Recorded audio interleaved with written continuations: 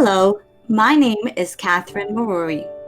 I am Dean of KweliWorks, and as your host, I am pleased to welcome you to Finding Your Way in the New Reality of Pandemics.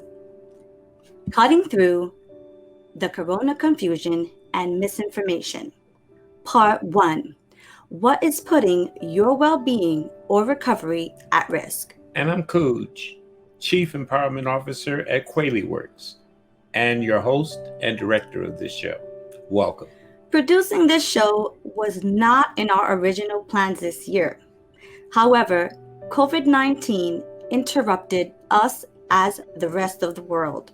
For the past few years, like millions of Americans, I felt like I've awoken in a really, really bad science fiction novel in which the politics rather than science was ruling the world. True that, Cooj. America is a little over 4% of the world's total population, and yet it is experiencing 25% of the world's infections and deaths from COVID-19. This has led thoughtful people to ask, what has gone wrong in America? Who can we trust to tell us the facts? And most importantly, what can we do to prevent, treat, and recover from infections? And if all else fails, how can we check the facts ourselves? The good news is we are not prisoners of other people's reality.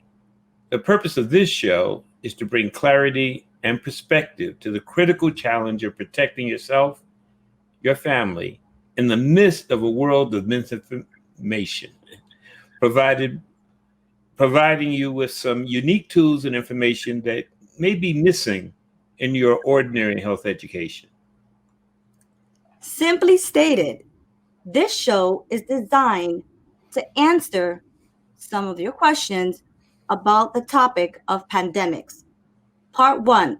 What is putting your well-being or your recovery at risk from a holistic perspective? And in part 2, which we will broadcast next week, what can you do about it? We have invited a distinguished panel of experts to provide alternative insights into protecting you and your family from any pandemic that may arise in this era. Our panel of outstanding guests include Julie Rodgers, a holistic skincare specialist, professional makeup artist, and survivor of COVID-19. Dr. George Xavier Love, Jr., acupuncturist and Qi-Gong GrandMaster. And Lenny Burg, soul therapist and author of The Disease is the Cure. Please note, for those watching live, you can post your comments and questions beginning now. If you are watching the rebroadcast of this show, you will be able to post your questions and we will get back to you, I promise you. Also, at the end of the program, we have special offers from our guests as well as KweliWorks. We will help you prevent, treat, and recover from any pandemic. Let's begin with the strange tale of two related pandemics, which have occurred in the last 100 years, about which the public was lied to at the time. Catherine has the story.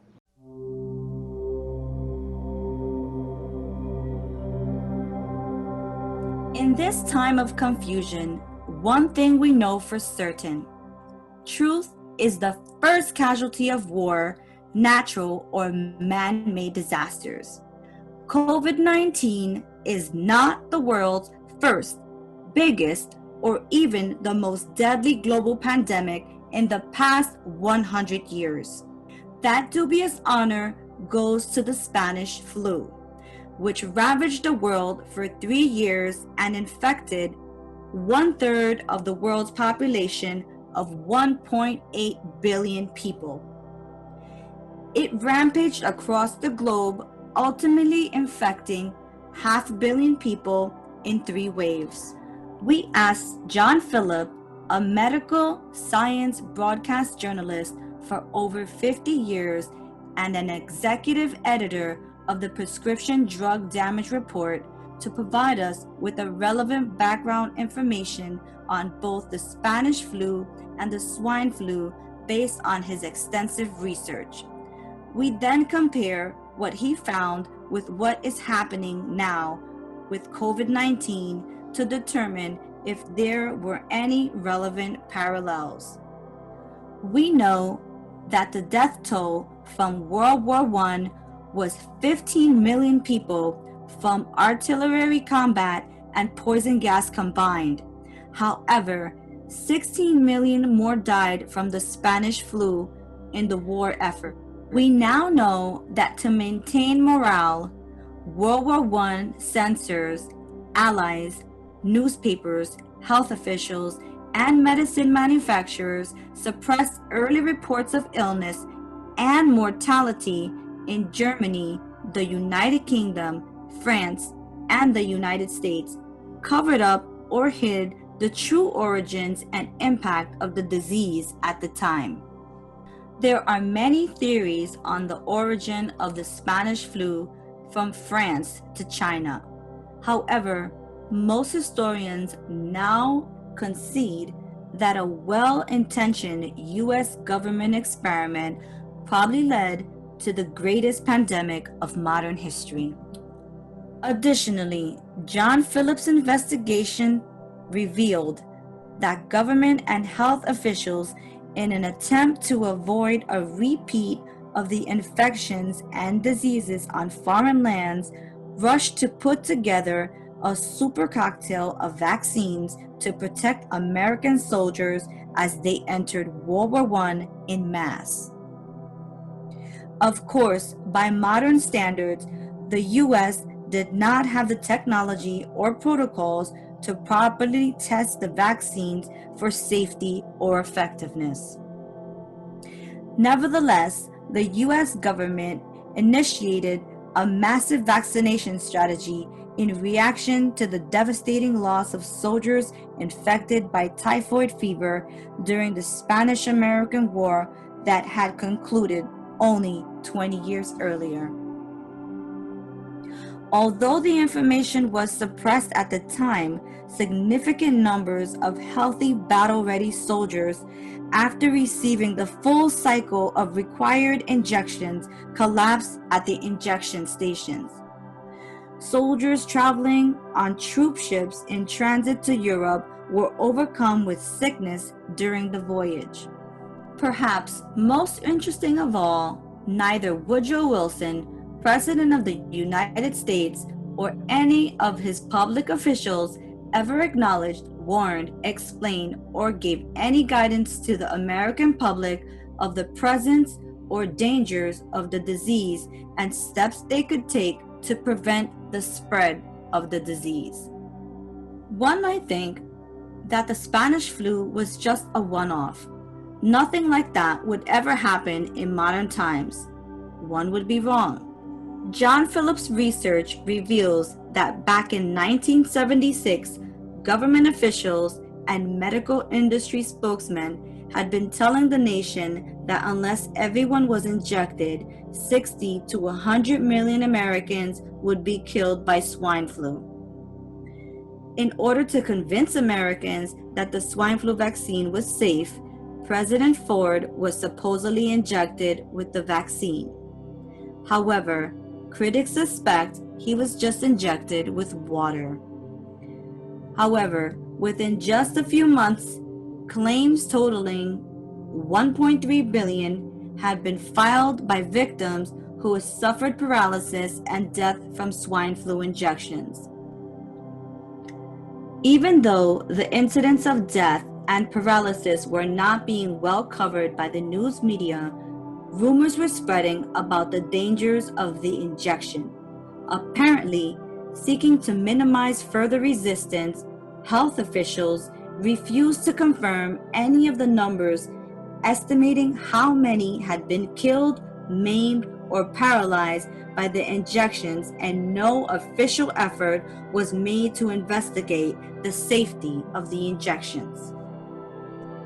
On December 16, 1976, faced with mounting casualties and growing public resistance, government officials abruptly ended the program of injection without explanation. At the end of the day, the only Americans who suffered were the ones who obediently followed the public health recommendation and got the injection. The tragic irony is the death and paralysis suffered by so many innocent victims was not caused by the swine flu virus. The vaccine was the killer, not the swine flu virus. So what are the parallels between 1918 influenza, the 1976 swine flu, and COVID-19? The parallels are amazing. In each case, the vast majority of disease victims recovered quickly and fully. Those spreading the disease were often asymptomatic. Governments were slow to respond to the disease spread. Governments blamed others, the Germans, the United States, Chinese, for the disease spread. Governments' understatements, inaccuracies, lies, and mismanagement eroded public trust. Lack of intergovernmental coordination created confusion and slowed the development of the cure. The news media underreported the disease in their early stages. Scientific evidence-based information competed with politicians seeking to maintain morale and popularity with happy talk, suppressed known facts, and promoted miracle cures and drugs. Heroic doctors, healthcare workers, police, transportation workers disproportionately contracted the disease. Officials and doctors pursued accelerated development of drugs and vaccines and prematurely released unsafe drugs or vaccines on the public. Official government agencies, scientists, and health officials neglected seeking holistic or herbal cures and treatments for the disease. In part 2 of this series, we will share strategies the average person can use to get the truth. This brings us to the topic of the true battleground of the virus, which is our bodies.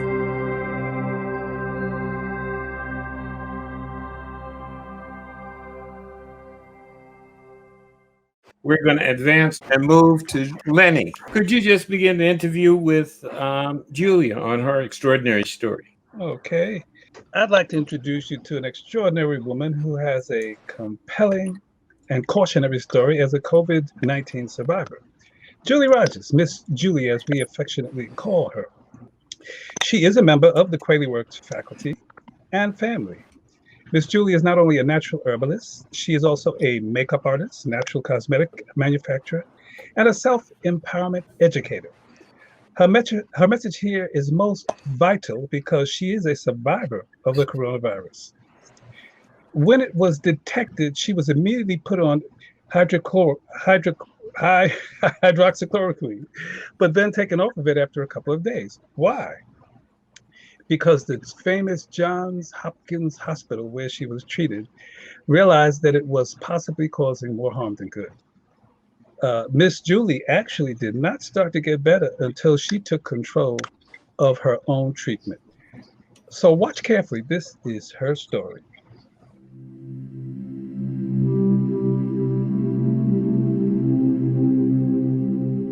Sometime in late March of 2020, lo and behold, the herbalist, the plain English herb school teacher, came down with COVID.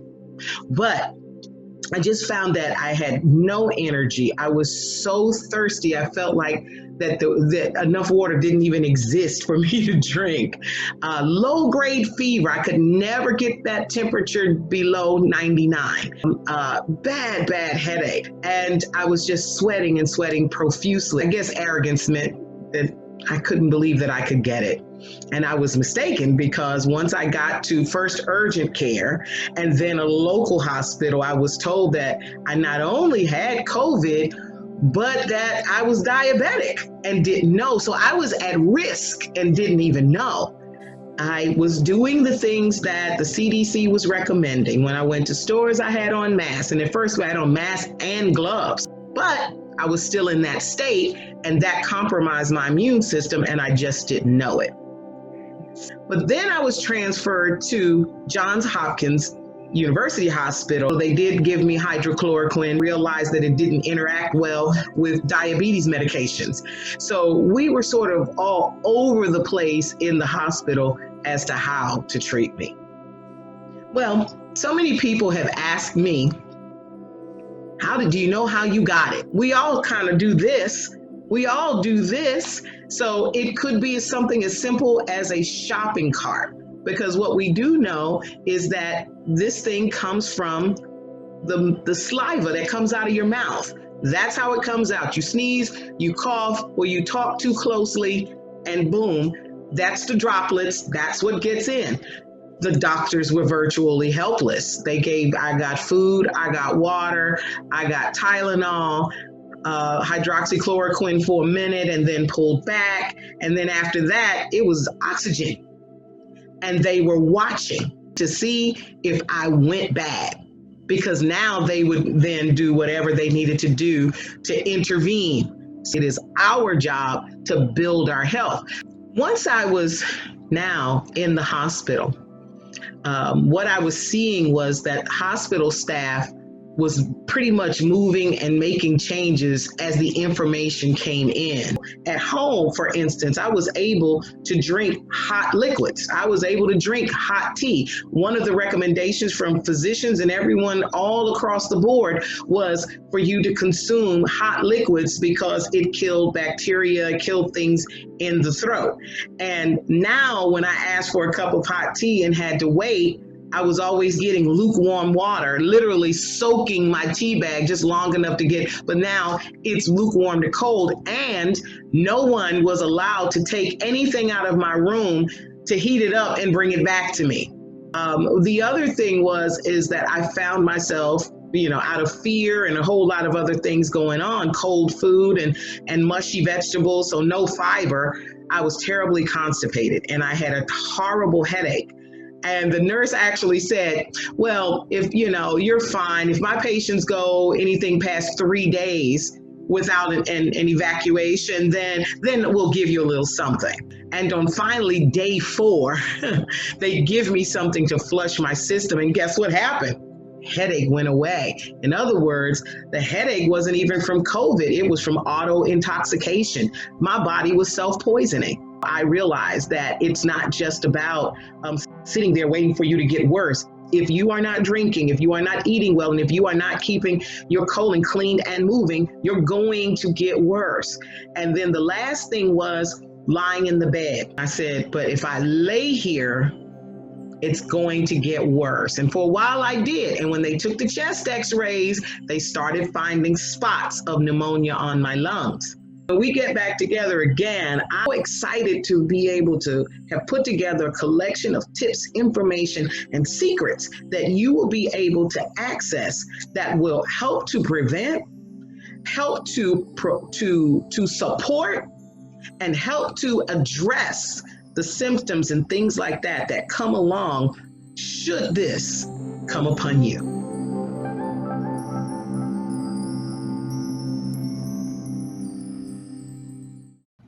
Well, first of all, Miss Julie, why do you think that the Johns Hopkins Medical Center did not realize the problem with prescribing hydroxychloroquine for you in as much as you had diabetes? Well, first of all, at the time that I go in with COVID, Johns Hopkins was the second hospital that I had been moved to. I spent a total of 8 days in the hospital, and this was late March. So the shutdowns had pretty much just really taken effect here in the Maryland area. This is just a matter of weeks after California shut down, and people were all over the place with this. Not really sure of what to do. So the information, the medical staff was telling me, was literally changing day by day and sometimes hour by hour. So one moment they came in and they, here's your hydroxyhydrochloroquine, and then next minute, oh, wait a minute, we realized that it may not mix well with the diabetic medication metformin. And so then they removed it again. And so there was this push and pull, doing things and making changes as the information came through. So now we find around the globe, there are 50 different opinions about the effectiveness of hydroxychloroquine. As a matter of fact, there's one particular woman who's been on the media recently who's saying that she's treated over 350 people, and she's cured them of the coronavirus, and some of these people had diabetes, and she just used hydroxychloroquine, zinc, and a particular antibiotic. So, given the fact that there are so many different stories about this, what would you suggest that you did when it didn't seem like they had to act together? How did you counteract that? What did you do to take matters into your own hands? Well, as it relates to the new information that's starting to come out now, there had been talk from other countries about adding an antibiotic to the process. From the standpoint of just some basic logic, first of all, hydroxychloroquine is not new. It has been used as a malaria drug for years and years and years. And anyone who's traveled overseas, I have a lot of friends who are missionaries and things like that. And that was one of the medications that they had to take before they could travel, especially to third world countries, places in Africa and all of that. So it's not a new medication. It is an antiviral. It, of course, zithromycin is a well-known antibiotic, and of course, zinc. Now, God love her, we have to be very, very careful when we start screaming the word cure.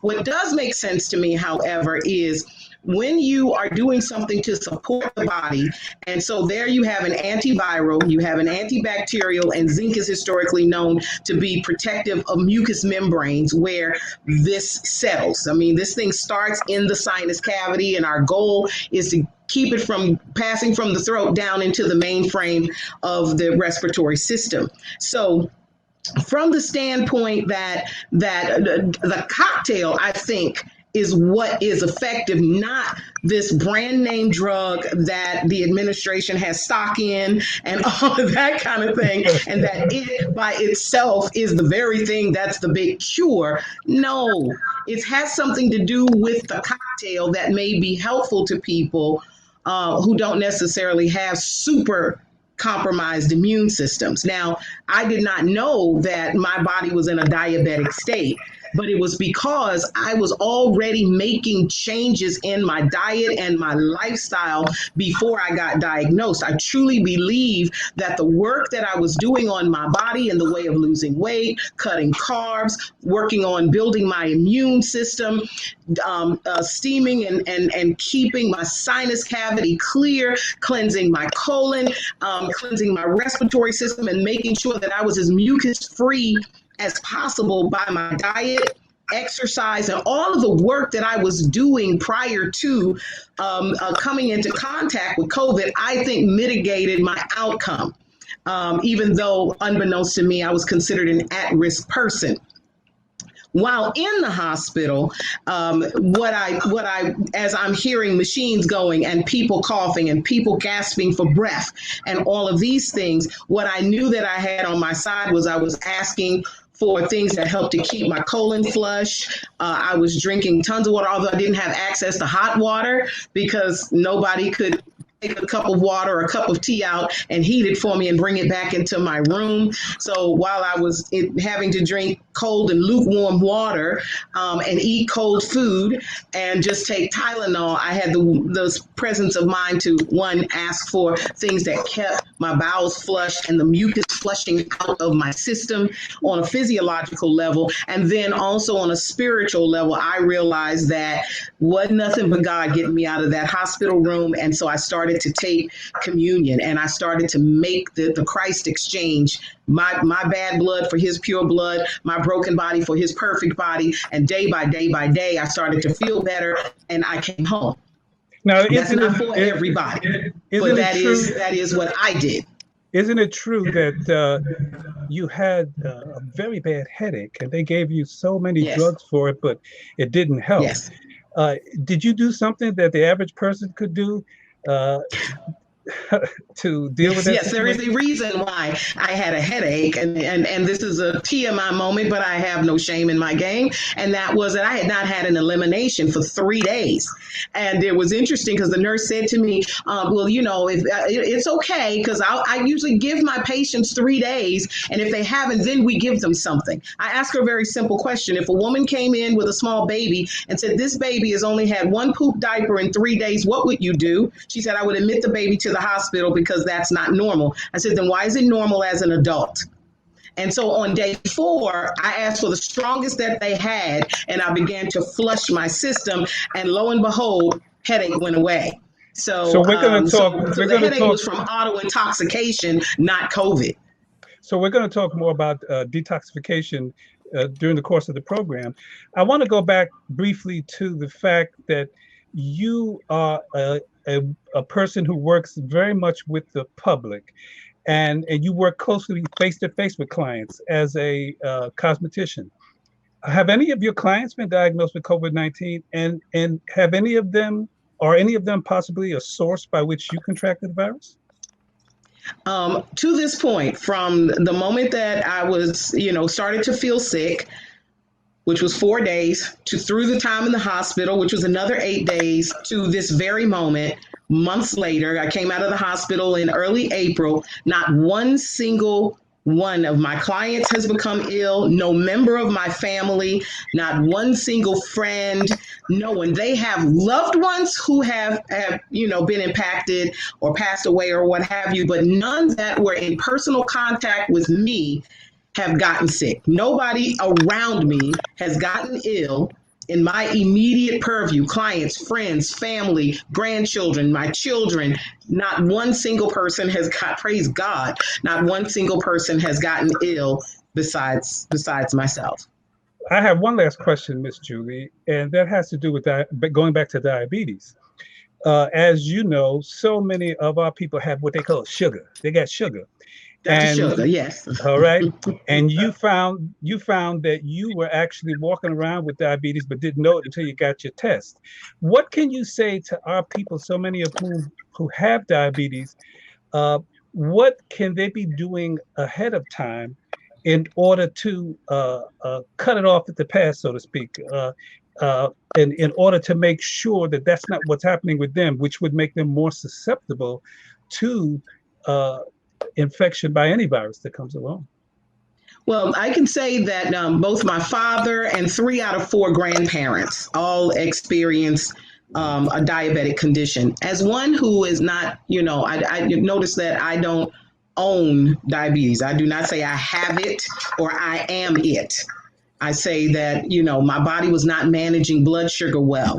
Well, what does that mean? It means that genetically that what was passed on to me was liver and pancreas and thyroid, which are all 3 involved in how well your body manages sugar, might not necessarily be as in perfect a condition, which means that I am challenged to be one that may not manage sugar recovery as easily as someone else by reason of inheritance. 20% of your health picture is inherited. 80% is environmental. So knowing that reaching a certain weight overdoing it on sweets and breads and intense carbohydrates, even overdoing fruit. Sugar is sugar, is not a good idea for me. And once I was starting to hit a certain weight, I realized this is the area where it could be problematic. And so I started to do the work. And so so begin to do the work, because building your health and managing an illness are two entirely different things. I do not believe that doctors are evil and all they want to do is steal your money and kill you with drugs. I don't believe that. Nobody goes to school for 12 years of their life just to come out and cheat and kill people. That's not what your doctor is telling you what they were taught in medical school. And so what I say is give your doctor less illness to manage by building your health. That's what I do every day working with people. I teach them how to know their bodies, understand their bodies, do beauty from the inside out, and practice habits that keep your body in a balanced state, by balancing your carbohydrates with your protein, more protein, less carb, lots of fiber, lots of friendly fat, and lots of water is the baseline of everything that everyone needs to be doing. It's the overindulgences that cause the problem, and the underparticipation in physical activity. So I knew why my blood sugar was out of whack with the stress and a whole lot of other things. And I was starting to apprehend what was going on and listen to your body. It's like one of the things I notice is when my blood sugar is too high, my heart races. Now I'm paying more attention to that. When my blood sugar is too low, I sweat on the top of my lip and I feel nervous and anxious like I'm about to cry. Who knew that I'm a natural crybaby anyway? But who knew that was a hypoglycemic reaction that I was having? Now I know, now I'm tuning in better to my body, and what I do, is start to answer my body accordingly with what it needs, whether it's with herbs and vitamins or whether it's with a shift in the diet, and adding more things or subtracting something so that I stay in balance. That is the goal. Okay, thank you so much. Your story is truly inspirational, Miss Julie, and to our audience, Miss Julie will be returning later in the show to participate in our roundtable discussion and think tank. And I want to remind the audience that if you have any questions for any of our panelists, you can post them now, and we will see to it that they get answered. Lenny, would you introduce our next guest? Our next guest is Dr. Xavier Love Jr. He's going to talk about how to strengthen the immune system in the age of pandemics. He is a Qi-Gong master, a doctor of Oriental medicine, licensed in the state of Florida since 1986. We asked Dr. Love to explain how biological warfare is putting our immune systems at risk. Now that we have him live, we're going to delve a little bit more deeply into that. So, Dr. Love, welcome to the live show. Thank you. Okay. We're gonna see if we can run his package first. Oh, that's great. Okay, Brad, run it.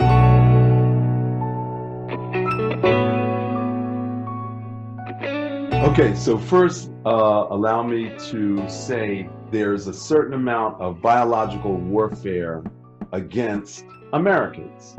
The air is poisoned, the water is poisoned, the soil is poisoned, and the food is poisoned.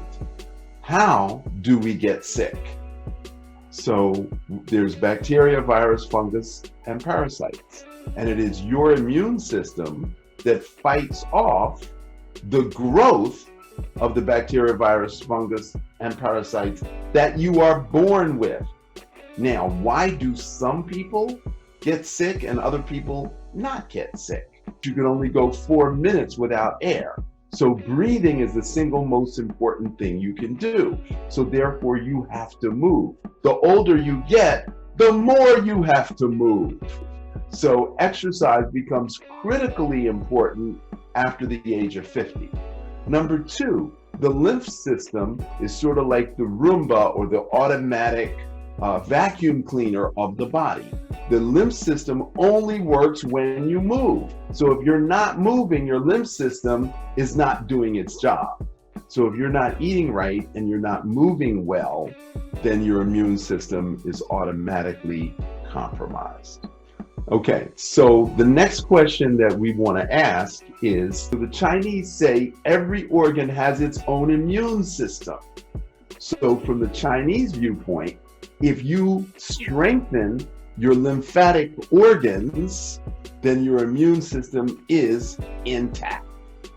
Okay, so Western medicine treats symptoms when in actuality they are testing you for symptoms and prescribing drugs and surgery for symptoms and not treating the system. Now, we are all hearing about ventilators. Ventilators are only used when there is a problem with breathing in. The problem is breathing out. And the ventilators are forcing you to breathe in when that is not the issue. And let me be clear, you're not treating a virus. You're treating the body breakdown from trying to defend against a virus. So your immune system is doing everything in its power, and the virus is attacking individual organs. First, it attacks the mucosal membrane, then it goes into the trachea, and then it goes into the lungs. And then from the lungs, it actually goes to the heart. So there is a process by which this virus attacks the body. And so the body is reacting to the attack. And we meaning conventional medicine, again, is trying to treat the symptom. Now, in Asian medicine, what we want to do is strengthen the system. So we want to strengthen the respiratory system and the circulatory system ahead of time. We're not going to wait until we get sick. We're going to work on that first. And that's how we navigate the two different approaches. So how can we prevent ourselves from getting sick? How can we prevent a particular organ from dysfunction and eventual failure? And how can we promote the energetic function of jumping out of bed, grabbing a tiger by the tail, swinging it around your head 3 times and throwing it as far as you can? Because that's how I wake up every morning. Your DNA is already 4 million years old because you have always lived and you have never died. And that is the secret that I'm going to reveal next week, is how to tune in to the spirit within that's going to bring you the energy that you want, which will prevent you from being invaded by bacteria, virus, fungus, and parasites, and how you can avoid all biological warfare intended against your person. So, Dr. Love, I can't wait until next week to hear about that. But in the meantime, I noticed a lot of movement that you were talking about, which is so necessary for the circulatory system and the lymph system. But I thought I've heard you say that dancing can actually help to strengthen your immune system. And if you're not moving, you're not dancing or not doing something like that, you can weaken your immune system. Could you explain that, please? Okay, so back in 2008, the NIH came up with the idea that sitting for 5 hours was equivalent to smoking a pack of cigarettes. Sitting is now a new disease. So most people sit at least 5 hours at work, and then they come home, they eat dinner, and they sit in front of the TV. So if you sit 5 hours at work and 5 hours at home, your body is acting as if it smoked 2 packs of cigarettes a day. So that's impacting your heart and your lungs, your circulatory, your respiratory. Now, the only way to purify the blood is through the lungs. And the muscle that makes the lungs work is called the diaphragm. And that pushes up against the bottom of the lungs. That pushes the air out. So when the air goes out, the blood goes into the lungs. The more air goes out, the more blood is able to come in to get purified. Now, human beings only think about breathing in. And so when you expand the lungs with air, the oxygenated blood goes out. So it's counterintuitive, but we really need to focus on the out breath and not the in breath. So, Dr. Love, that then reminds me of I've heard people say that the last thing you want to do when you go to a hospital is have to be put on a ventilator. That seems to relate to what you're saying about breathing in and breathing out. Can you explain that to our audience? Absolutely. Okay, so the ventilators force air in, which gets blood out, but it doesn't allow the air to go out to get more blood in. So the ventilator is keep pushing or expanding, but it doesn't oxygenate the blood. So we are in a hospital bed, not moving. Now, the correct purpose of a ventilator is just to keep you breathing to the point where your immune system can kick in. So some people in Italy, to be specific, 7-8 days in a hospital where they can't breathe in, they literally, they're restricted. The ventilator just breathes in a little to keep them alive until the immune system can fight it off. So 97% of the people infected with COVID beat it. 97% beat it. So I'm sorry, this is a big scare tactic for no reason. Well, that then leads me to the question of what does it take in order to thrive and survive, recover, treat COVID, as well as other what I call diseases. And I've heard you talk a lot about Qi and the fact that there are so many sources of Qi, and that by telling COVID patients to stay inside and sit tight, they're missing out on a myriad of sources of Qi. Could you tell our audience what actually Qi is and why it's so important? Okay, Qi is oxygenated blood. But what we do in Chinese medicine is we electromagnetically charge the oxygenated blood so it can be stored in the tissue. Now, you were a kid, you went to a birthday party, you took a balloon, rubbed it against your shirt, and stuck it to the wall. And we called that static electricity. So when we do circular or rotational joint exercises, we electromagnetically charge the blood. Now, there's something called the conception vessel in the front and the governing vessel in the back. Everything in Chinese medicine is related to yin and yang. Yang is active, aggressive, outgoing energy. Yin is passive, nurturing, gathering energy. So we need a little bit of activity and a little bit of rest. Okay? So the reservoir of yin is going to be the central channel. The reservoir of yang is going to be the governing vessel. The lungs are the reservoir of yang, and the kidneys are the reservoir of yin. And then there's a third reservoir of the wrists, which is yang energy, and the ankles, which is yin energy. So at the end of a day, you go, ah, I'm kind of tired. I think I need to lay down. So you are depleted of oxygen. Whereas if you had been doing Qi-Gong first thing in the morning, in the middle of the day, and before dinner, you'd have an excess amount of Qi. And you could work until 9, 10, or later at night.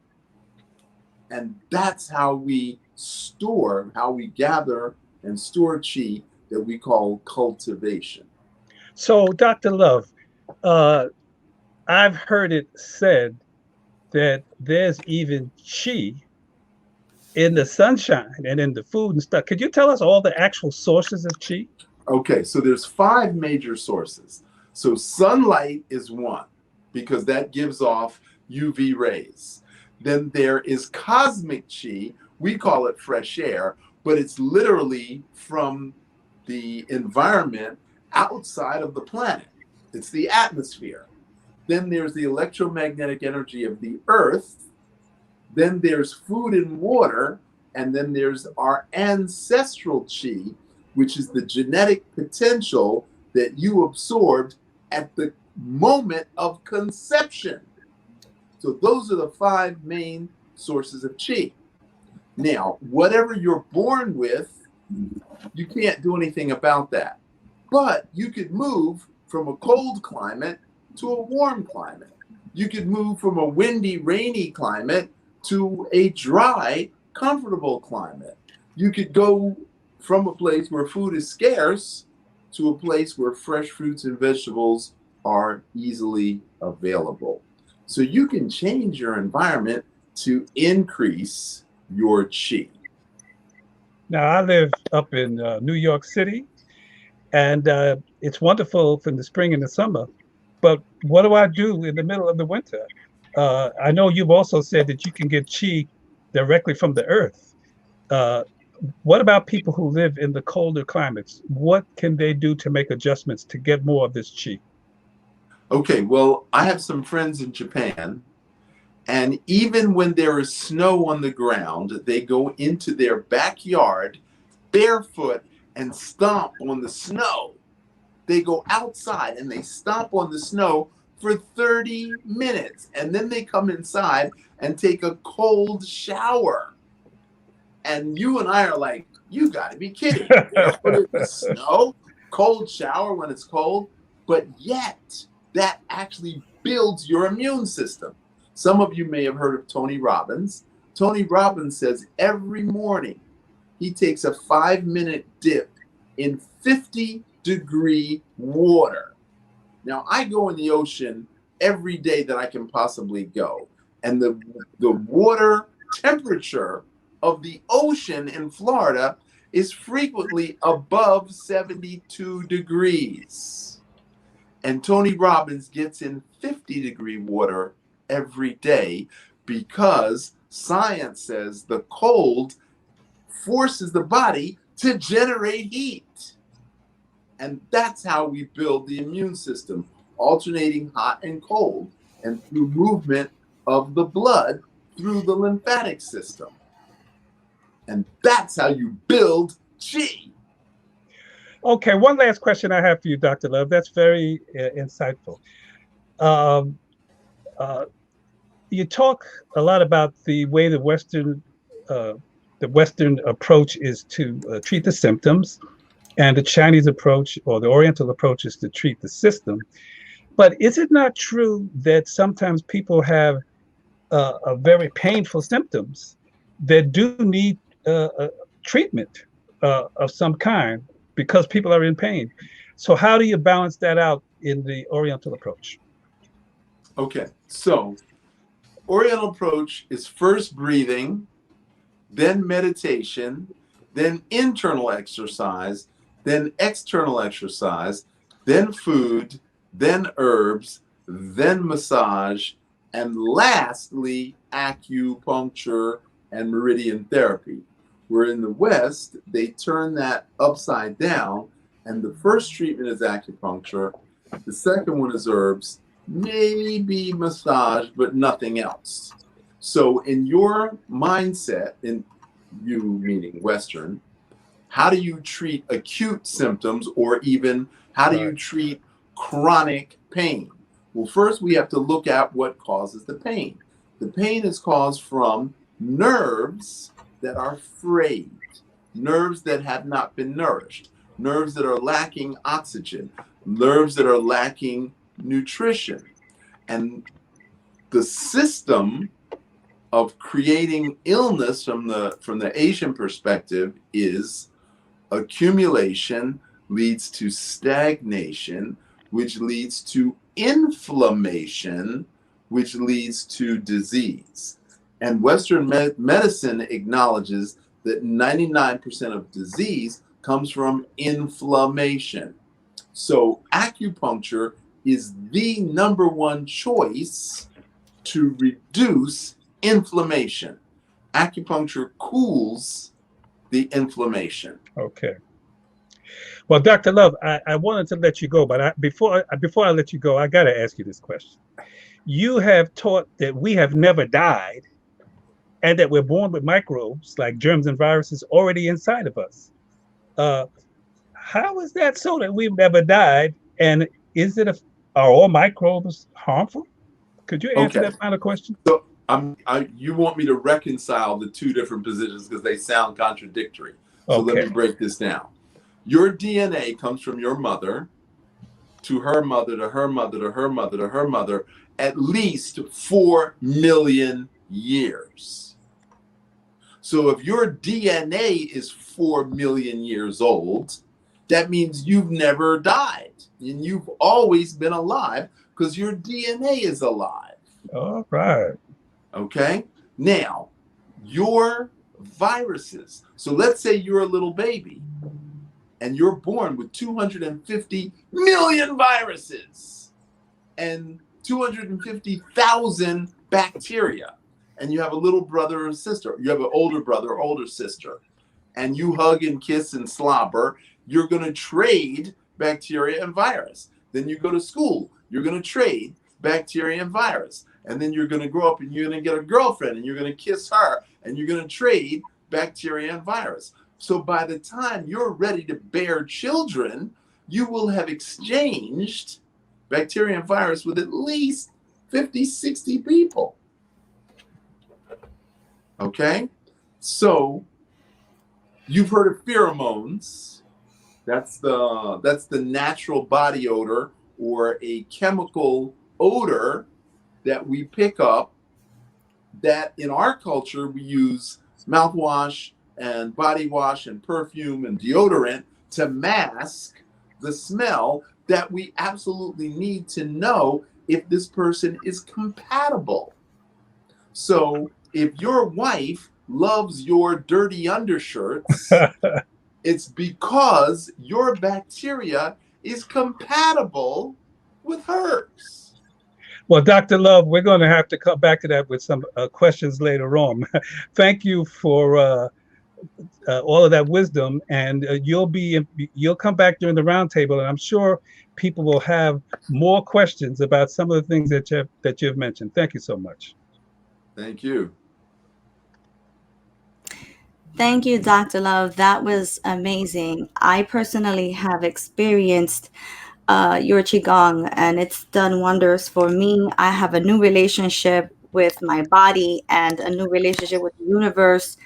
I am a true living testimony of your work. I'm speechless. I have nothing more to say for now.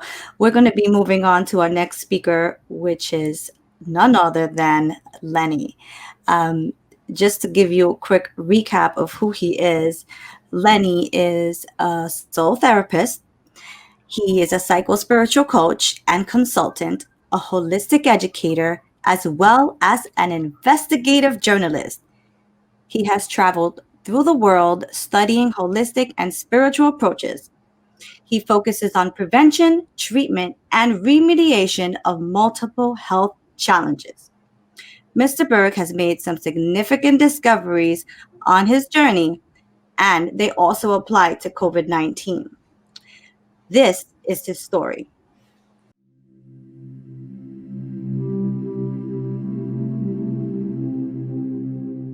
Well, I think that the war against dis-ease is killing us because when you continually suppress symptoms, while you may get temporary relief, you actually can lower a person's immunity. You can make the systems and functions and structures of the body weaker. And when they become weaker, then that's a slow trip to death, eventually, premature death, or hell while living. Well, toxins build up primarily because of our lifestyle, our diet. It may have to do with our heredity. We may come into the world with weakened systems in terms of being able to eliminate toxins. Problem is, toxins find places in the body to store until what happens, maybe you have a traumatic incident, maybe the weather changes and you get frost or overheated, or you don't get enough sleep, or you overextend yourself and innervate yourself, then the body takes this as an opportunity to dump those toxins. And we experience what was dis-ease, or as sickness of one kind or another. Pain is a great teacher. When we say that the disease or dis-ease is the cure, it kind of knocks people for a loop. Because how can a disease or a dis-ease be a cure? Well, there are some very common examples of fever, let's say.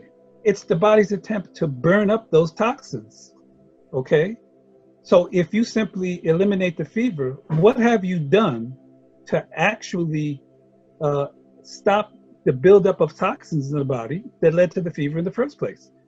A more common example is the common cold. People ask, well, what is the cure to the common cold? We say the cold is the cure, meaning it's the body's attempt to rid itself of toxic matter. When cough and the sniffles is the body's attempt to eliminate the toxins. Other examples are a person who takes drugs, for instance. They go through withdrawal, right? The withdrawal is the body's attempt to heal itself. One other example is when people drink alcohol. The hangover is the body's attempt to heal it, even if you do need emergency medicine. Like in some cases, you may even need surgery. The real issue is, what are you doing on a day-to-day basis to strengthen the body's immunity and help the body to heal itself, and even to help the body heal from the side effects of the drug treatment where drug treatment is necessary? Improving your lifestyle and your diet over a long period of time means that you will eliminate toxins on a day-to-day basis, and you won't have a toxic buildup that requires you to have a so-called dis-ease. People often wonder, well, what is the role of a holistic approach to healing? And for me, it means not just the healing of physical disease, but dis-ease, conflicts, problems in relationships, all kinds of issues that we have to face and challenges that we have to face, not only as individuals, but as a society. And there's something about that is not commonly talked about, but I'm going to reveal some secrets about in the segment coming up next week. We're treating just the material part of our being, and we're leaving out that part of our being that actually does the healing, which is the spirit.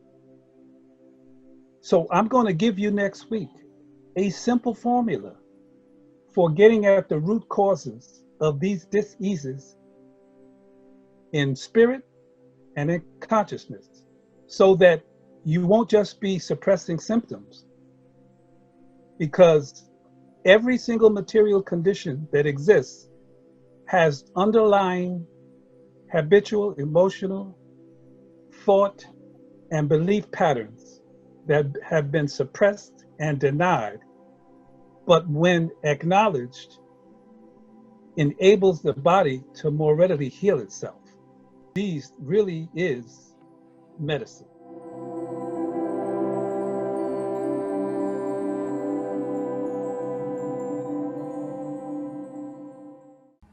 Lenny, welcome. You have often said that Western medicine treats germs, viruses, and diseases as enemies.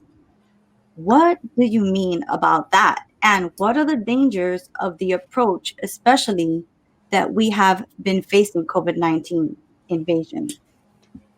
Well, the emphasis on beating cancer, beating the disease, the war against cancer, finding a vaccine to knock out the disease. This is part of a Western imperialistic mindset.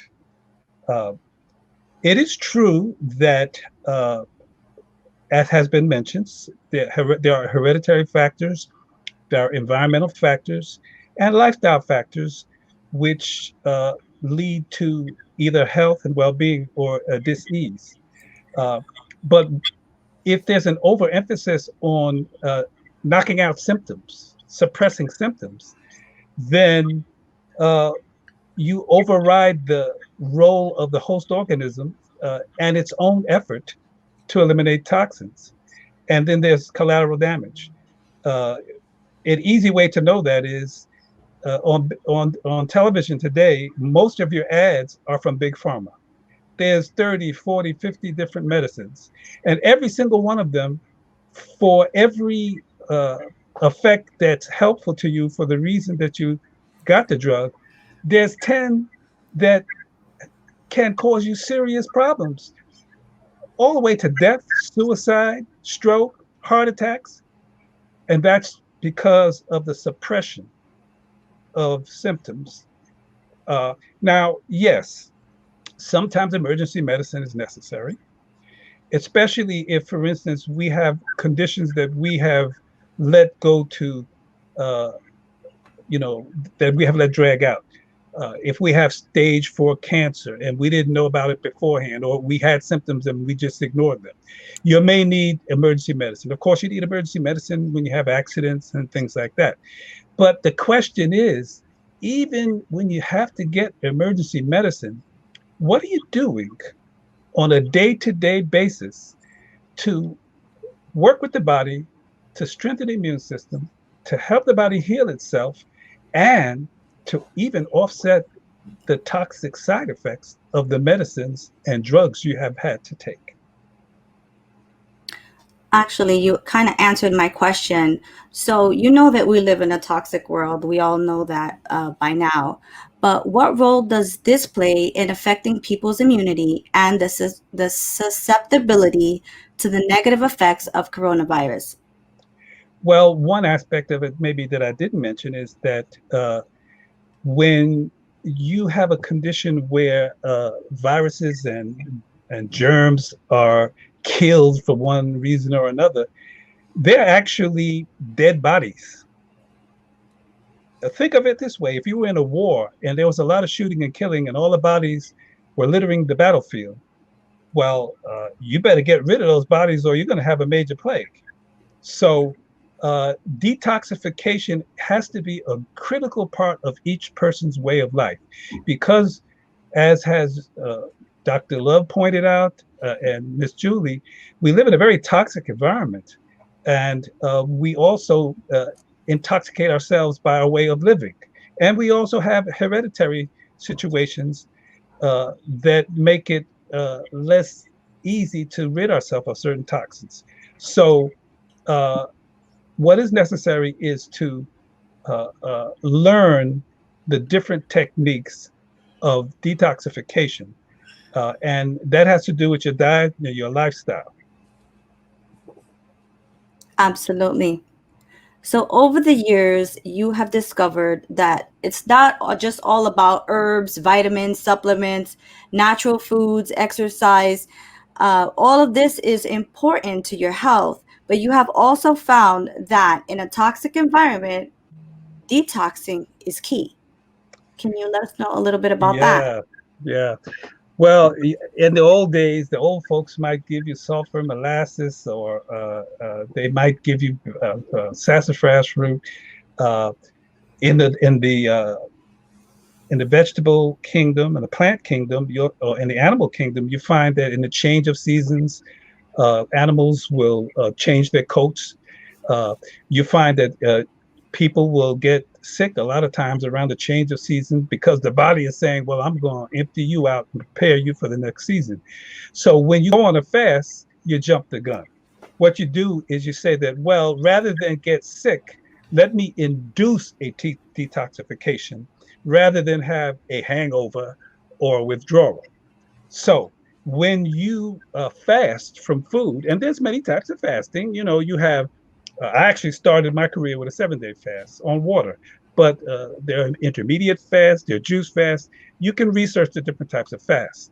But what a fast is that it's an induced quote unquote sickness, meaning you're taking a rest from digestion, and all the energy that goes into digesting those foods and processing those foods, now the body automatically begins to send that energy to the places in the body that need the most circulation of blood, that need the most lymph cleansing, that need the most electrical energy.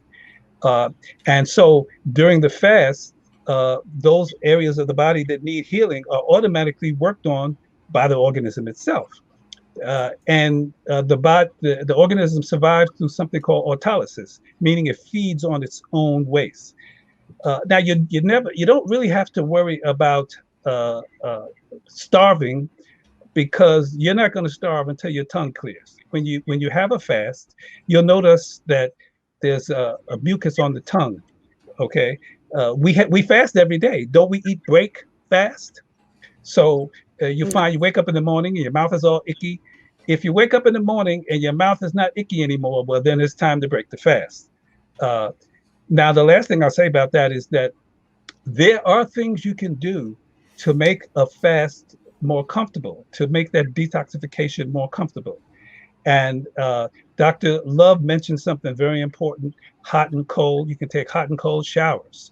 The heat will drive the blood inward, and the cold will bring the blood to the surface of the skin. And the net effect is the circulation of the blood and the lymph and the nerve energy.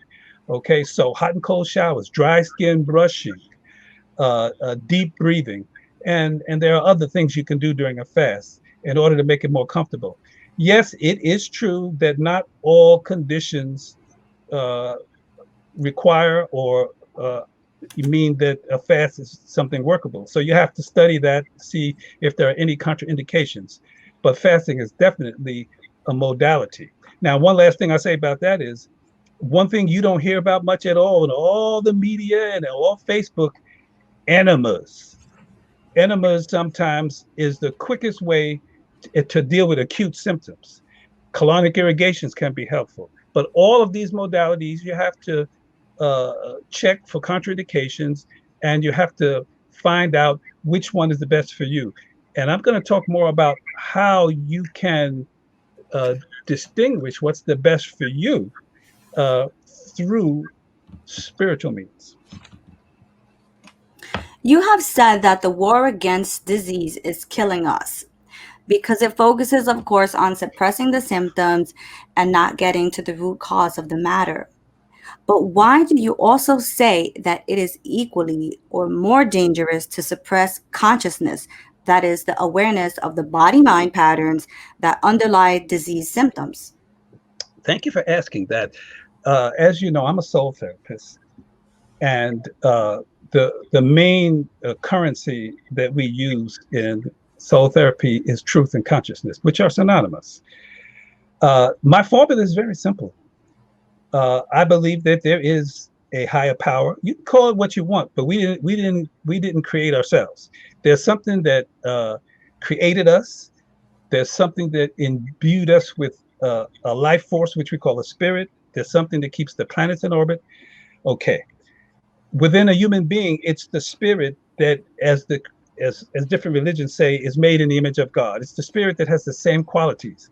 The body dies, but the spirit doesn't. Okay. Now, what faculty does the spirit use to engage the world? Consciousness. That makes us much different from animals because we have a higher level of consciousness. So think about it. If you're experiencing certain symptoms, and you deny the consciousness of it, you suppress the consciousness of it, you deny it, you distort it, you overlook at it, what are you doing? You're breaking your connection with spirit, because spirit uses consciousness. And if you're breaking your connection with spirit, what are you breaking your connection to? Yourself. And the creator that And the put you creator. on this planet. So therefore, we say in soul therapy that denial of consciousness is the root cause, ultimately, of all illnesses. Now, the other thing I want to say about that is that if you can go through a process where you discover what patterns of habits and behaviors have I been engaging in that aid, abet, and have a causal relationship to the dis-ease symptoms I'm suffering. What underlying emotions are at work? A lot of times I'll ask a client how you feel. They tell me what they think. What kind of thinking and what kind of beliefs do you have that you are unaware of? You may be suppressing or denying.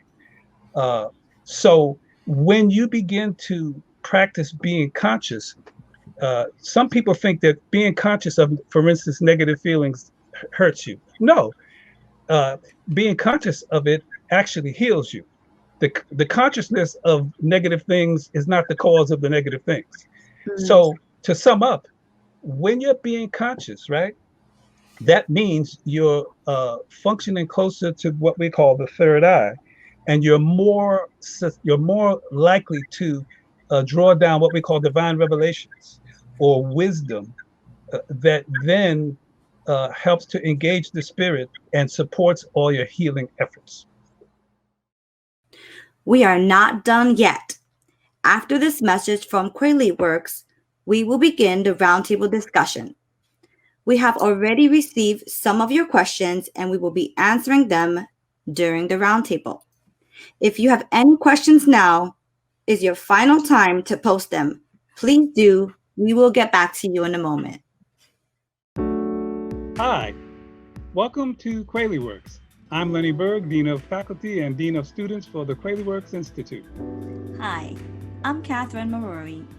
Many of you may know me as a founder, producer, and host of the Living the Life You Love show, a partner of the KweliWorks Institute. KweliWorks is an educational institute dedicated to seeking universal truth and sharing principles that show people how to reach their potential through self-mastery, empowering themselves, and promoting a better, more just, and peaceful world. Kweli means truth in Swahili, one of the national languages of Africa. Truth is the North Star of our work. We teach primarily through producing webinars, digital media series, empowerment demos, talks, and speeches, experiential learning workshops online and in person, and custom designed digital media products for your staff or your target audience. The idea is to create new and more effective tools, platforms, and strategies that convey ideas, values, and attitudes that help empower people to more effectively execute their dreams and plans in symphony with a peaceful universe. I came to KweliWorks seeking mentorship and help in developing my own passion project. With Kuja's help, I knew I could pursue my passion, provide the world with something that it needed, and be self-sustaining while pursuing my dreams. As a global business dedicated to facilitating self-empowerment, KweliWorks is committed to helping diverse groups of people in their quest for enlightenment, wisdom, and self-mastery. We invite you to join us and explore our services, and most importantly, live the life you love passionately. And empower yourself.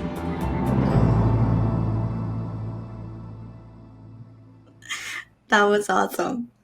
Welcome back. And now, the moment that we've all been waiting for, the roundtable discussion. Our featured speakers will delve more in depth into the topic and answer your questions. On behalf of Catherine and myself, Let's welcome all of our featured speakers back to this roundtable discussion of what is putting your well-being or recovery at risk from a holistic perspective. Again, here are our featured speakers and reporters. Julie Rodgers, President of Color and Soul Cosmetics, a coronavirus survivor, coming to us live from Laurel, Maryland. Dr. George Xavier Love Jr., acupuncturist, doctor of Asian medicine, herbalist, and Qi-Gong GrandMaster, coming to us from Delray Beach, Florida. And Leonard Burg, soul therapist, psychospiritual coach, consultant, and author, coming to us from Harlem, New York. Let me cut to the chase and ask each of our experts what I think is the most relevant question on the minds of our audience and the entire world. Are you trusting and planning on the development of a miracle vaccine this year or next that will wipe out COVID-19, or somehow think that the virus will just go away? Let's begin with Miss Julie. What's your opinion? Well, I am not one to necessarily believe in a panacea. Immunizations have been around forever, for a very long time, and yet the illnesses that immunization drugs are supposed to cure and eradicate still manage, because it managed to linger around. There are some that have been certainly curtailed to the level of eradication, or that thought, meaning so few people get it that we say it doesn't exist, but it exists to the person who actually gets it. So with that said, will they come up with some kind of a vaccine that for COVID? I'm sure that they will. But as the package was showing about, putting together something too fast and experimenting within the first 2 years on the public with guesswork, because no one has seen COVID before, is that part of history that I think we will be discussing, much like we did in the package with the Spanish flu. Will it just go away, just disappear? Not disappear, but will it diminish? Yes, it will, because there is no epidemic that existed even 100 years ago that still exists today. So epidemics do run their course. But is it going to run its course in a quick, fast, and a hurry fashion in this country? No, because we are uncooperative with the examples of other countries who have conquered it and have leveled out, because we are living an entitled and privileged mentality that's keeping us from loving our neighbors as ourselves, and saying, okay, wear the mask, not for yourself necessarily, but for the person next to you, because your saliva is the problem and projecting it out is the problem. So you can be asymptomatic and still unintentionally hurt someone. So I wear the mask. I've tested negative for COVID. I wear the mask out of love and honor for my neighbor. And that's why I do it. So if we start to practice natural immunities, changing our diet, changing our attitude, changing our mindset, changing, connecting spiritually, as Lenny was saying, I think that is the thing that is going to finally cause this thing to take that downward curve that we need, not some miracle immunization drug, because I believe it's all an experiment right now, because the information continuously changes day by day, even 5-6 months later. Dr. Love. Okay, is there going to be a miracle cure? Absolutely not. 2 years, 5 years, 10 years, they are not going to develop a vaccine that's going to address COVID-19. Number two, is it going to be... You say they're not going to development, or it's not going to be safe? It's not going to be effective at all. Okay. No matter how they develop it, they could come up with 20 vaccines. None of them are going to work. 20 years from now, this COVID-19 is still going to be in existence.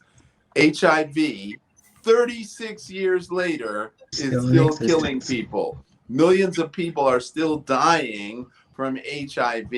And they came up with all the cocktails and everything else you can imagine. And yet, HIV is still with us. There are more people dying from the flu in the United States up until March 15th.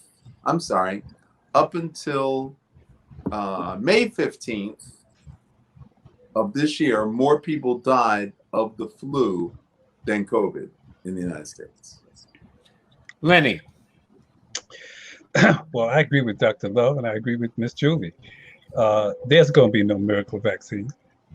The truth is, the search for a miracle vaccine, the consciousness behind it is we can find a silver bullet that will cure you, and you won't have to change your way of life.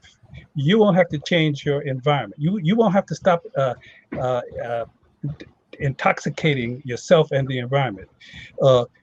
You won't have to go to the parts of the world where people are suffering and they need clean running water, they need sanitary systems, they need a food supply. You're not going to cure anything.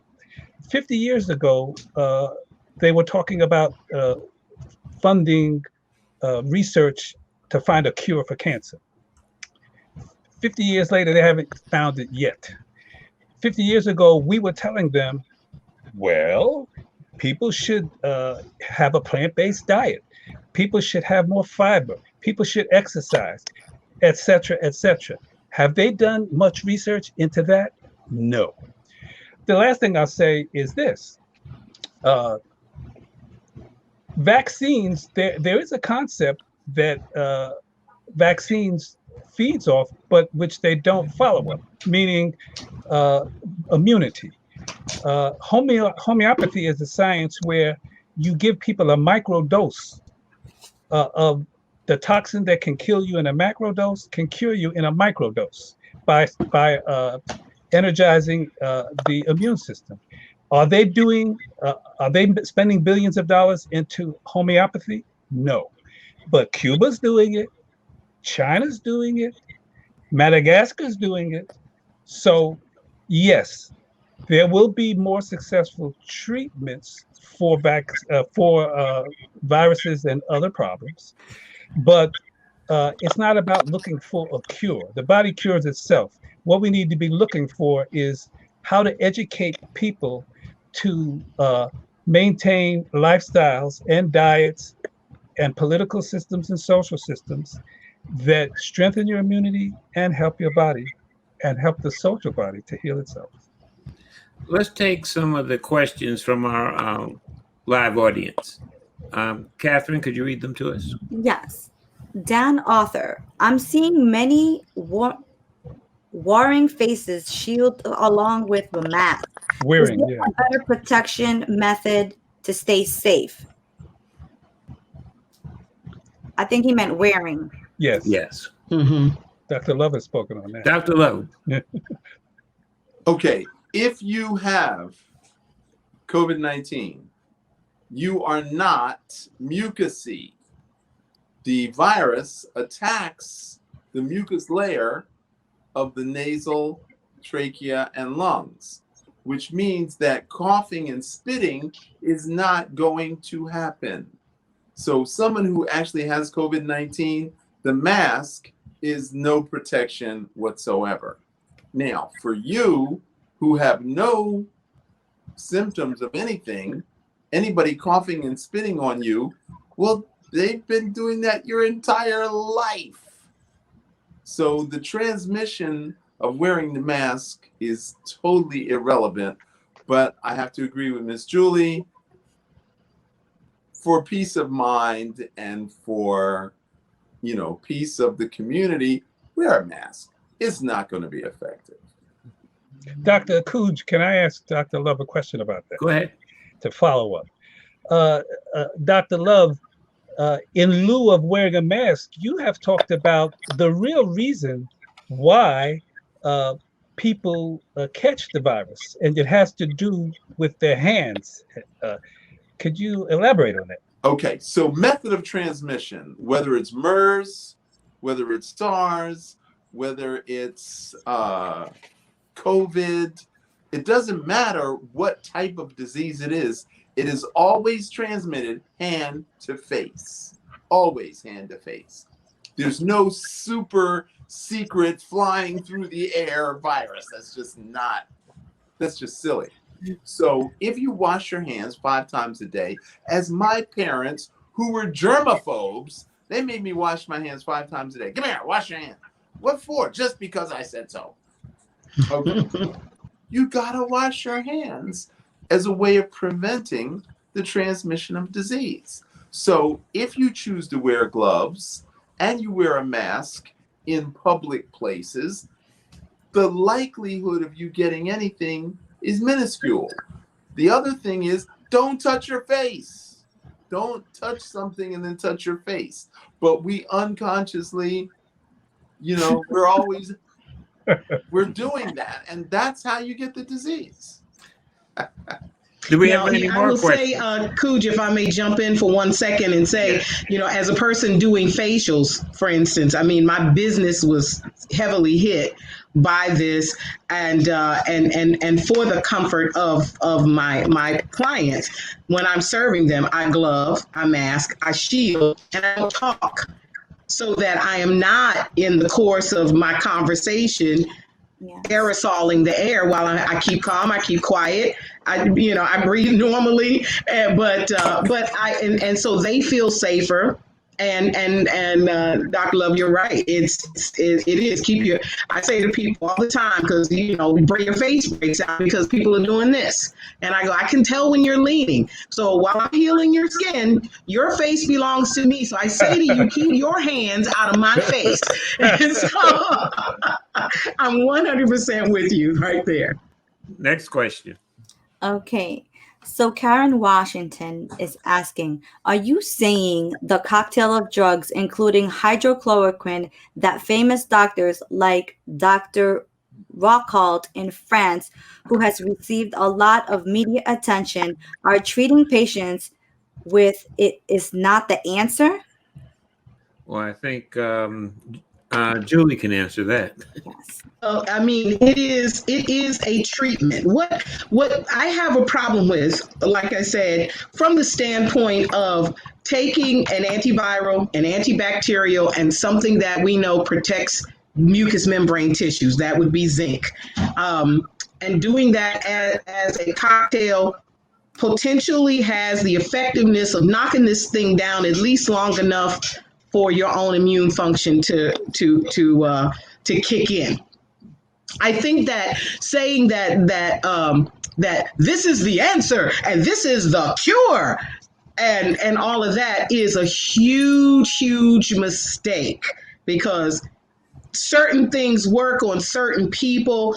I was fortunate enough to have an MD doctor who was my family physician and knew that my family was about, natural and herbs and things like that. And there was a moment where the whole family, all 6 of us got very sick.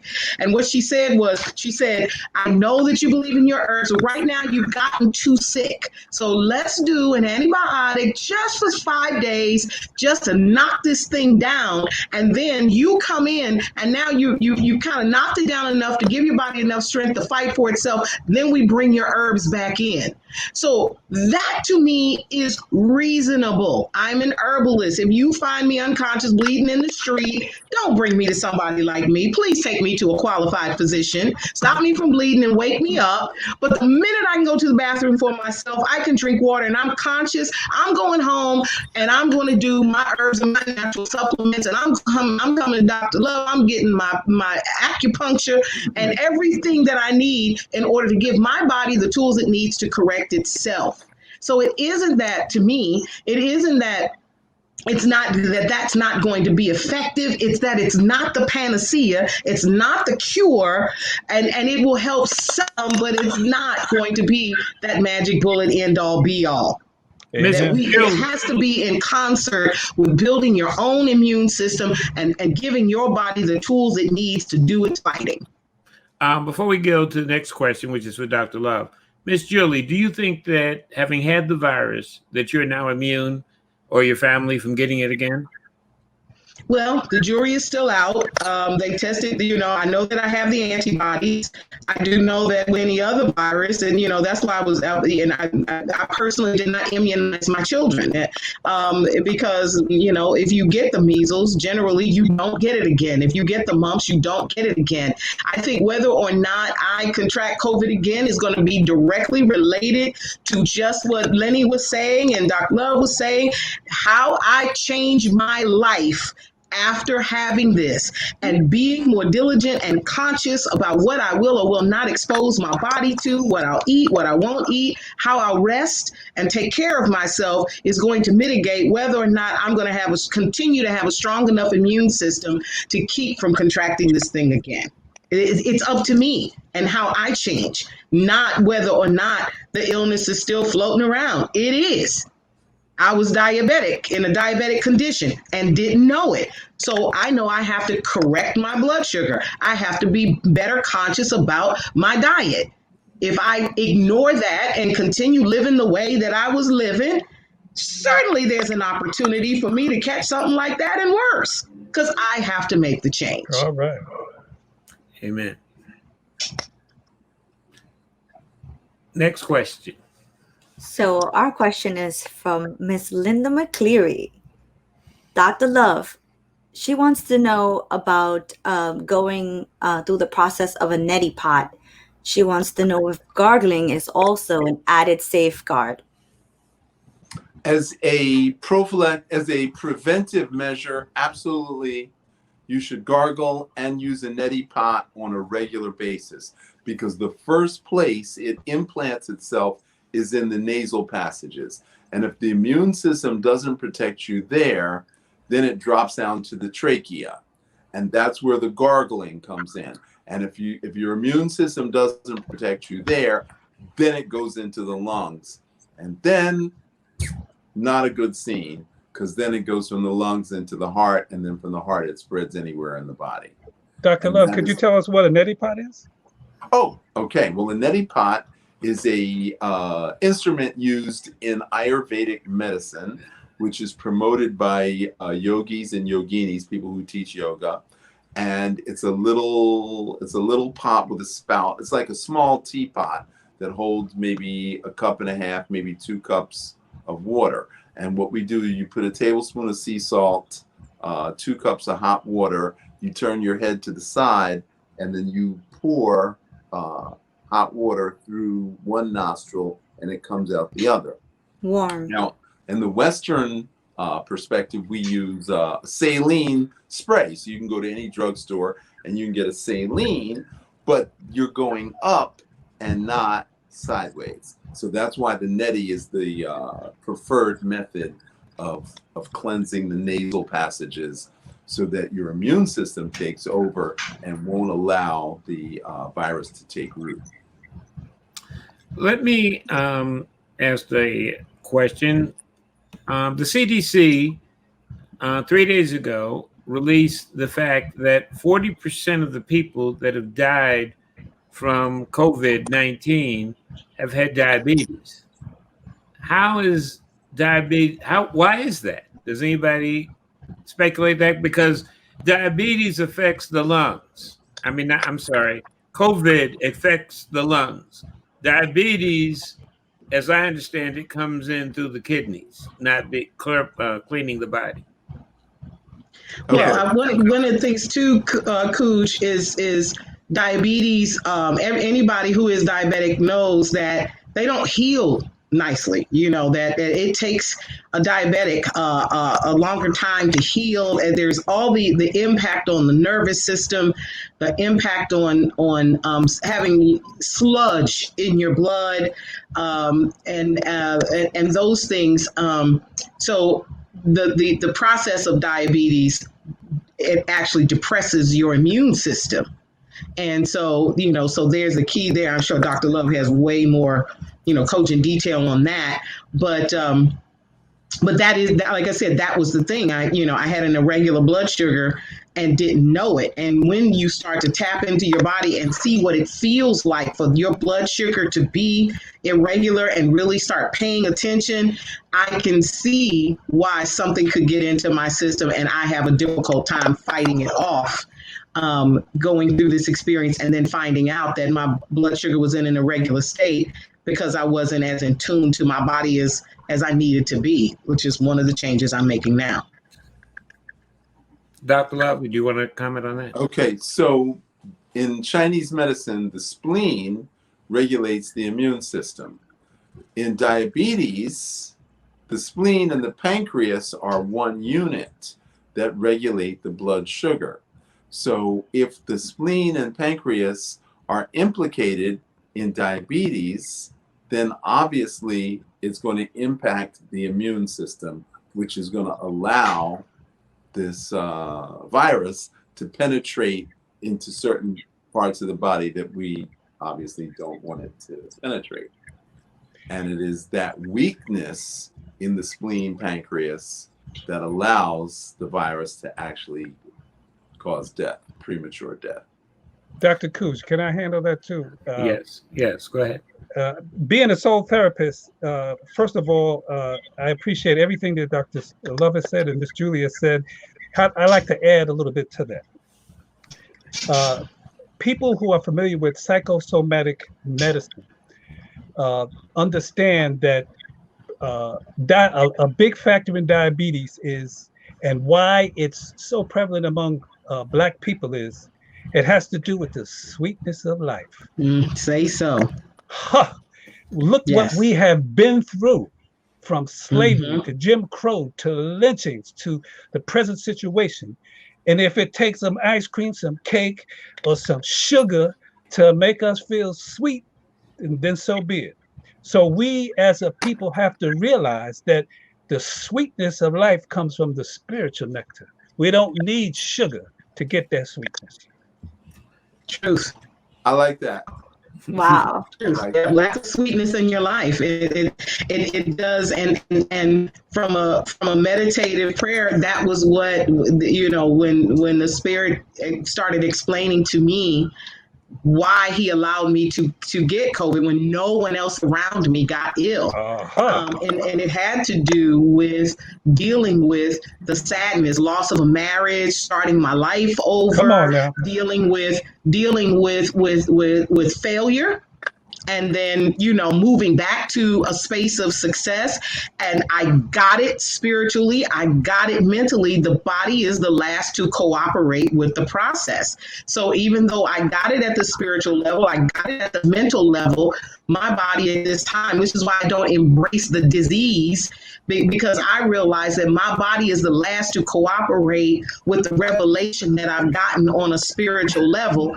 And now it's up to me to feed it correctly and treat it correctly and do my exercises and do my breathing to give my body the confidence and assurance that we are not returning to that bitter state, but we are now in the sweet space of our life because the love of God is on me. And now it is now a matter of my living like I'm loved. So let me also add this, that caffeine, and Dr. Love can confirm this, caffeine and nicotine and alcohol all have the sugar. They all have the sugar effect, but it only gives us temporary relief. And what the great masters have said throughout history is that we want more than happiness or temporary pleasure. We want peace, inner peace. Peace trumps even happiness. And joy is different than happiness. Absolutely. Joy and peace are twins. We're nearing the end of the program. I have two final questions for each of you. First one is, all three of you serve, live, and work in or with holistic communities. How has the virus affected your lifestyle, your work, your clientele in your city? Let's begin with Dr. Love. I don't know anyone who's died of COVID. I know a dozen people who've had it and beat it without going to the hospital at all. So I only know the not the survivors, but the thrivers who beat it without going to the hospital. In my community, it's made us focus on alternate streams of income, since we're all professional consultants and we all have in-person business. So it forced us to develop an online business. So although, yes, I suffered for about 2 months, but right about now, I'm bouncing back. I'm seeing more patients than ever before, and I've developed an online client base. Now, you are living near the epicenter, the current epicenter of the epidemic. Is that correct, Dr. Love? That's what they tell me. But you must realize that Florida is the epicenter of elderly people waiting to die. Hello. So everybody wants to retire to Florida so they can die in the warm weather. Well, you got your wish. That's cold-blooded. Julia, how has this affected your life and your business? Well, in a huge way, and sometimes, God has a way of moving you to the space where you need to be. One moment you're sitting by the brook waiting and allowing the ravens to feed you, and then the ravens go away and the brook dries up, and now you have to move to the next level. As a holistic skin specialist, I was always behind the facial bed, but I knew that it was time for me to start moving into a realm of teaching and consulting and doing things to support the next generation of healers. And so it's nothing like a good old fashioned pandemic to wipe out 60% of your business and make you pivot and make you move to a space where literally, I was told, your belly will be filled by your speaking. And so while I, miss the folks on my table, because you didn't really come and get a facial from me. A facial was a vehicle for me to move you into a space of healing on a spiritual, mental level. I can't tell you the number of people that I have prayed over. We have discussed, we've cried, we've laughed, and all in the middle of a facial. So it was more than just cleaning your face. So now I am in a space of being active and speaking and doing workshops. Color and Soul is about to launch the Color and Soul Bio Bus, which is beauty inside out. So to do home visits, people don't want to come out. I will come to you. You'll come up on the Color and Soul bus and get not only the skincare and the makeup, but the healing tools that you need. And like Dr. Love, doing a lot of online live consultations where you watch me make your products. You watch me put together your skincare.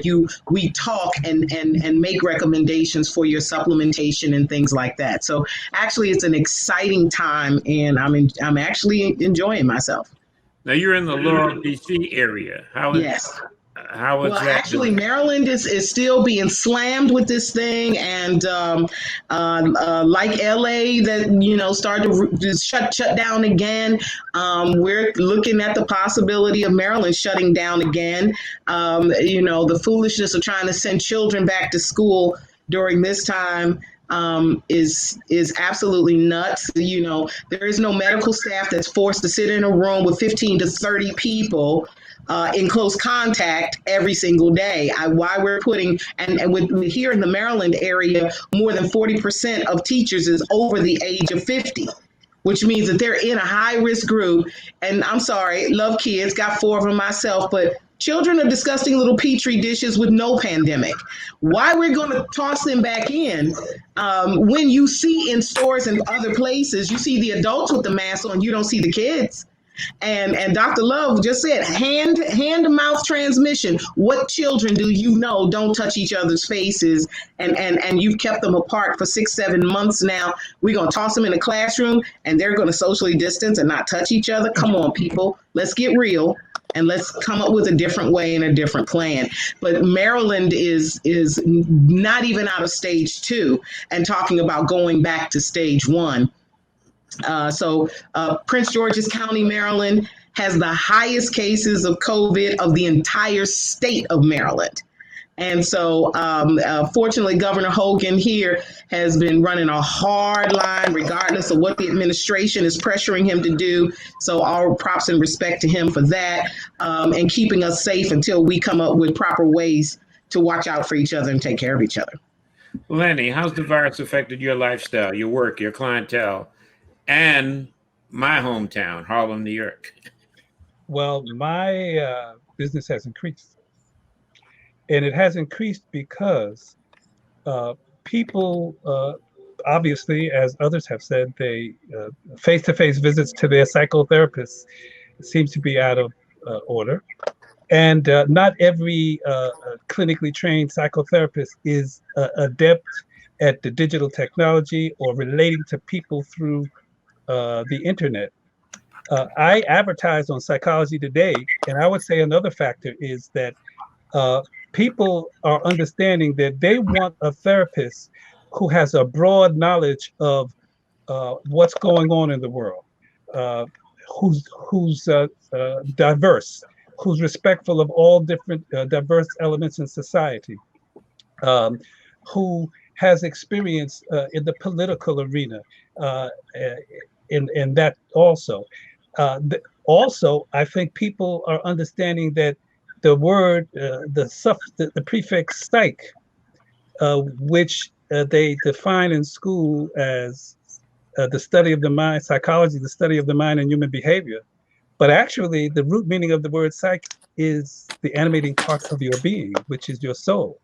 So people are understanding they need more than some intellectual rap. They need a consultation which incorporates the spiritual dimension in a universal way.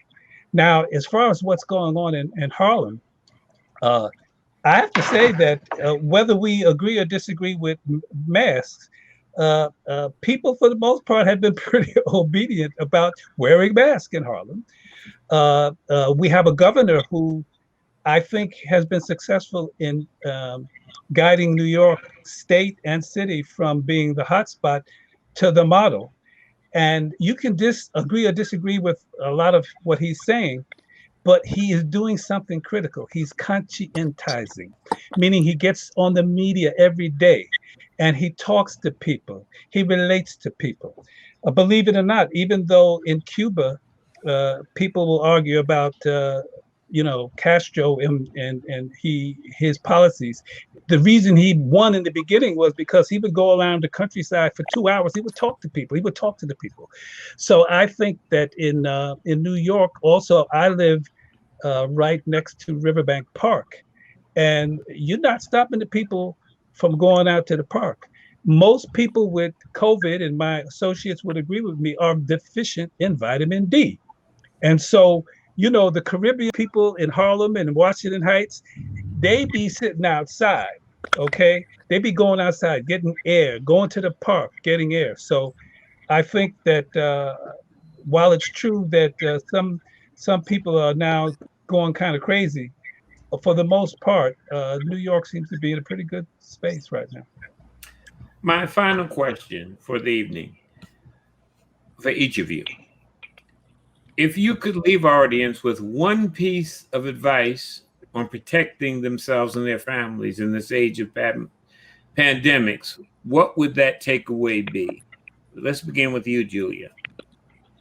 I would say practice building your health. Practice building your health so that doctors have less illness to manage. Dr. Love? Sing and dance. Singing opens up your heart. When you sing, you feel good when you sing. When you hear a really good singer, their vibrations penetrate your body and lighten your mood. So you need to sing outside the shower to your favorite songs. and then you need to dance to your high school music, your college music, your wedding music. You need to dance at least 45 minutes a day. And I would do that 15 minutes, 3 different times. Just dance your heart out and sing, dance and sing. And that's going to go a long way to strengthening your immune system. And I'll give you the details next Wednesday. Well, let me speak for the non-singers and dancers. What's your advice? Move and sing anyhow, right, Doc? You don't have to. You can dance alone. There's nobody watching you. Dance if nobody's watching. Listening to you sing. You just sing for yourself. I love awkward dancers. What you trying to say? She's good. She's good. I can dance, but I really enjoy watching people just be free, you know? So we should all try. I agree. Well, the message I would leave people with is focus more on gaining knowledge of self as a spiritual being. We have found that people who have survived and thrived life-threatening diseases, through our research in Harlem many years ago, the profile of the people who survived and thrived the best was they deepened their spiritual connection. And they learned how to imbibe food and nourishment for the spirit. And one of the best ways to do that is meditate. So meditate. Catherine has one final task. Catherine. Yes, Cooj, you are right. We are not quite done for today. I've asked our guests to actually provide us with a special offer. The audience can have this as a gift or an opportunity for them to prevent, treat, or recover from the pandemic. Here they are. Ms. Julie? Well, what I would say is you don't have to look like what you've been through. I'm doing my best to not to as well. And the changes that you make in your life make the difference in how well you do in the future. So what I am offering is your choice of a 15-minute online live skin analysis, makeup, custom blended makeup, where you watch me make the perfect color for you and recommend skincare by analyzing your skin. Or if you want to start with some inside work, a holistic health consultation to recommend the right kinds of nutritions and things like that are targeted specifically to what you as an individual need. It's a $50 value, and all you need to do is email KweliWorks@gmail.com and mention the code word SOUL. Nice, thank you. Dr. Love? Well, prevention is the only cure. So my offer is for you to take 1 week of my classes online, and you can register at whatever link there is there. You can register for a week's worth of Qi-Gong classes that I will teach you how to build your immune system, how to repair, boost, and prevent any disease, bacteria, virus, fungus, or parasite. Mention the word Qi-Gong, right? Yes. Mention the word Qi-Gong. Lenny, you're next. Yes. Well, I'm offering people a way to turn their dis-ease into medicine, which is the subject of a book I have just published called The Dis-Ease is the Cure. In addition to that, for those who want to actually experience the process of how I do it, I'm offering them a free strategy session to address the root causes of whatever dis-ease conditions they are experiencing. All you have to do to take advantage of the offer is email KweliWorks@gmail.com, email KweliWorks@gmail.com, and I'll also give you a free PDF copy of the foreword of the book, The Dis-Ease is the Cure. Just mention the word dis-ease and you got it. Awesome. I don't think it was mentioned. The offers are valid for the month of August, and KweliWorks is going to offer an edited version of this show in August. To receive a copy, please email us at kweliworks@gmail.com. Mention the code word pandemic. Okay. Thank you to everyone for sharing your knowledge, your wisdom, and your offers. Okay. Thank you. Namaste. We are at the end of part 1 of a part two series exploring how to find your way in the new reality of pandemics. Today we dealt with the vital question: what is putting your well-being or recovery at risk? We will present part 2, which will cover what you can do about it. Thank you for joining us. Have a great night. Goodbye for now. I'm Catherine for KweliWorks, coming to you live from New York, New York. See you next Wednesday, same time, same station.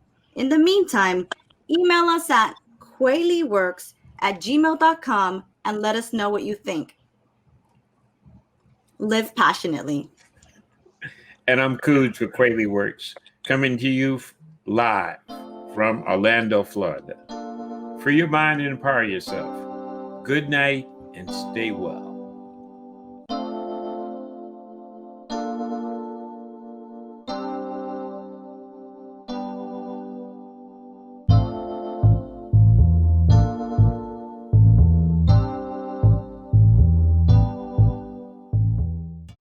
Hi, I'm Catherine Maruri.